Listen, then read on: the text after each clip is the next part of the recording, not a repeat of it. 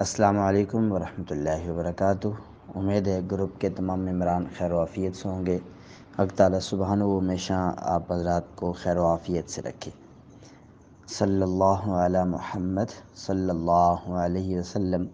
سبق نمبر 3، پڑھی حرکات کی تختی۔ صلی اللہ علی محمد صلی اللہ علیہ وسلم۔ سبق سے قبل اہم ہدایات کے عنوان سے ضروری جو چیزیں ہماری فہم کے مطابق تھیں وہ ہم نے یہاں درج کی ہیں کہ سب سے پہلے حرکات کی پہچان، زبر کی، زیر اور پیش کی۔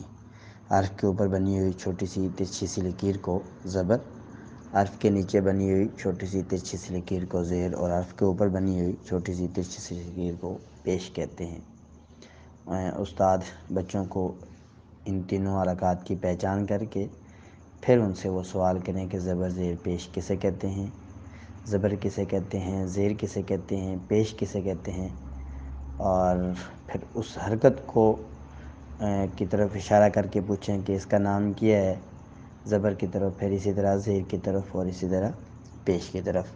پھر استاد ان کو سمجھائیں کہ زبر زیر پیش کو پڑھی حرکات کہتے ہیں، کیونکہ آگے کھڑی حرکات آئیں گی۔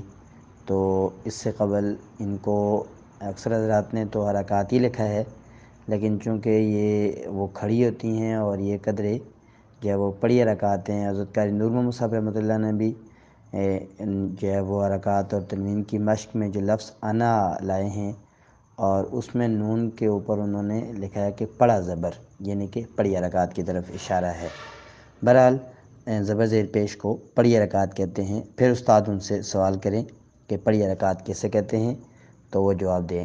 پھر زبر زیر پیش کو کیا کہتے ہیں، پڑھی حرکات کسے کہتے ہیں، اسی طرح بات کو گھما پھرا کر بچوں سے پوچھا جائے۔ اور جس حرف کے اوپر زبر زیر یا پیش آ جائے، اس کو پیش میں سے کوئی بھی حرکت آ جائے، اسے متحرک حرف کہتے ہیں۔ حرکت والے حرف کو متحرک حرف۔ اور اسی طرح الف کے بارے میں یہ بات سمجھائیں کہ الف پر زبر زیر پیش میں سے کوئی بھی حرکت آ جائے تو اس کو الف نہیں پڑھیں گے بلکہ حمزہ پڑھیں گے۔ پھر سوال کیا جائے کہ الف پر کوئی بھی حرکت آ جائے تو اس کو کیا پڑھیں گے، وہ جواب دیں۔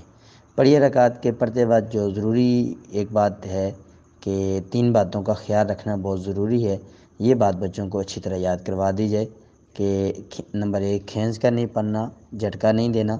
کھینچ کر پڑھیں گے، لمبا کر دیں گے تو یہ حروف مدہ بن جائیں گے، اور جھٹکا دیں گے تو یہ جو ہے وہ حمزہ حروف ساکن حرف جو ہے وہ یہ ہو جائیں گے۔ اور اسی طرح جھٹکا دے کر نہیں پڑھیں گے اور مجہول نہیں پڑھیں گے بلکہ معروف پڑھیں گے۔ تینوں حرکات کی آوازیں بالکل واضح ہوں۔ زبر کی آواز بالکل سامنے کو جاتی ہے، زیر کی آواز نیچے کی طرف اور پیش کی آواز سامنے کی طرف، لیکن اونٹ گول ہو جاتے ہیں۔ بہرحال ہم نے یہاں زیر کی تعریف لکھی ہے کہ زیر میں منہ اور آواز کو نیچے کی طرف جھکائیں گے۔ زیر میں اکثر طلباء حروف کو مجہول پڑ جاتے ہیں، زبر اور پیش میں قدرے یہ خدشہ کم ہے۔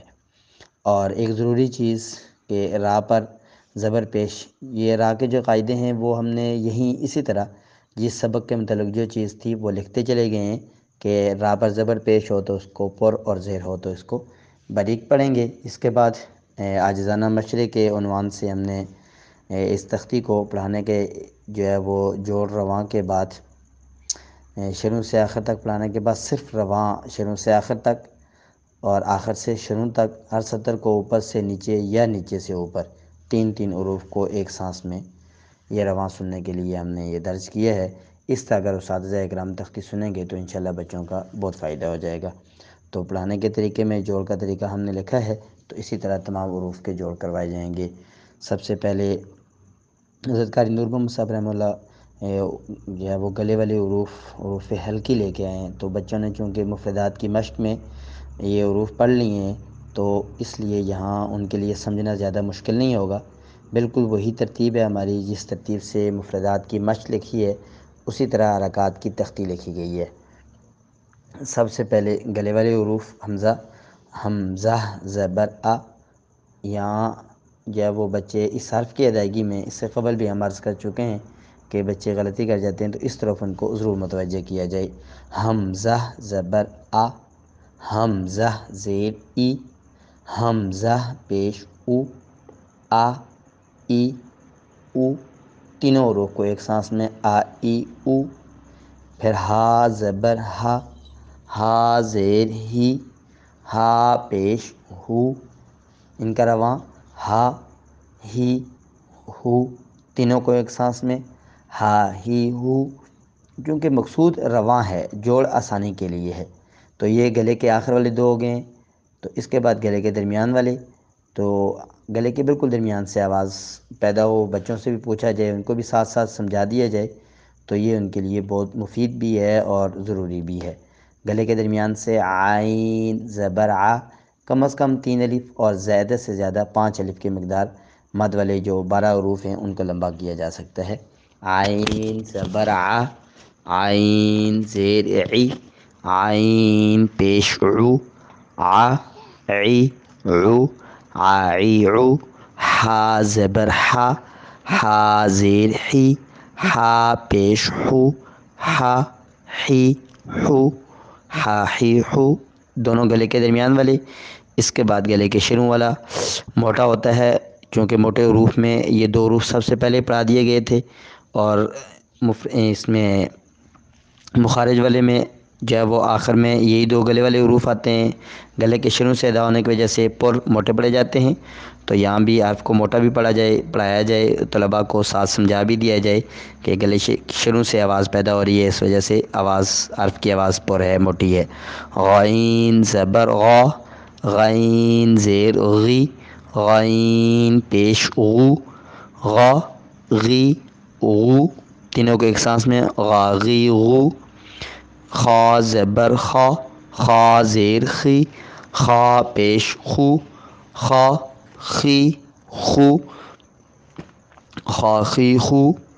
اس کے یہ گلے والے 6 حروف ہو گئے ہیں۔ اب زبان والے حروف، زبان کی جڑ والا پہلا قاف زبر قا، قاف زیر قی، قاف پیش قو، قا قی قو۔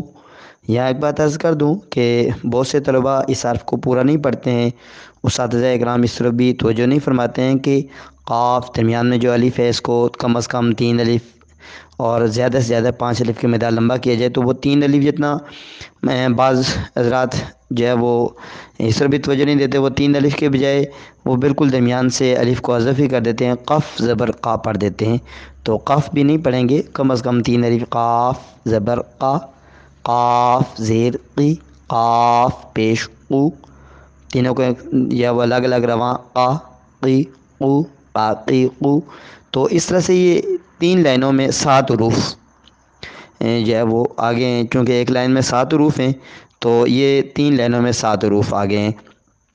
تو اس کے بعد ہم نے سرخ لائن یہاں نیچے کھینچی ہے کہ اس چھڑوں کی یہ بچوں کو ایک دن کا سبق دیا جا سکتا ہے، 2 حرف بھی دیے جا سکتے ہیں، پھر اس کے بعد جو ہے نا وہ یہ 7 حروف پورے ہو جائیں تو یہ 3 لائنیں ان کی مکمل ہو جائیں گی۔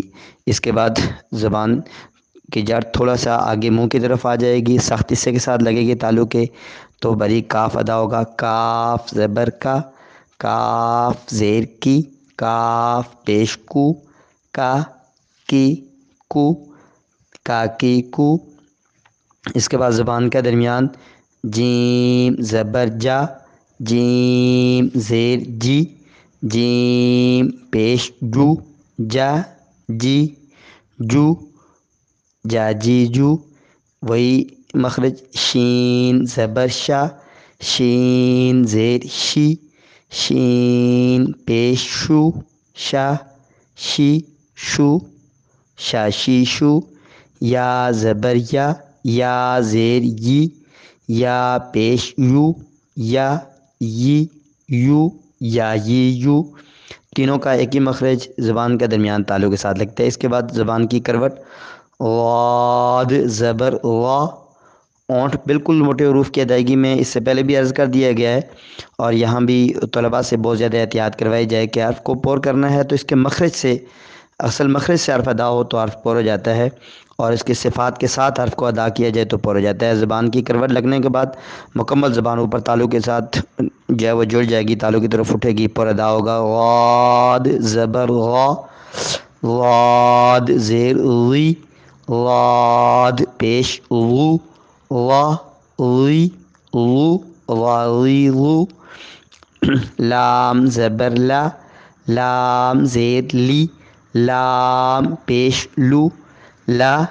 لی لو، تینوں کو ایک سانس میں لالیلو۔ یہیں لام نون کا ایک ہی مخرج زبان کا کنارہ لگتا ہے اوپر کے دانتوں کے مسوڑوں کے ساتھ۔ نون زبر نا، نون زیر نی، نون پیش نو، نا نی نو، نانینو۔ یہ 6 لائنیں مکمل ہو گئی ہیں۔ انشاءاللہ بقیہ 6 لائنیں اور ان کو جو اس کے جو باقی 3 طریقے ہیں پڑھانے کے وہ بھی انشاءاللہ کل عرض کر دیے جائیں گے۔ کل یہ مفردات پڑھی رکعات کی تختی انشاءاللہ مکمل ہو جائے گی۔ اللہ تبارک و تعالی ہم سب کو اپنے دین کی خدمت کے لیے، اپنی لارائب کتاب کی خدمت کے لیے زندگی کے آخری لمحات تک قبول فرمائے۔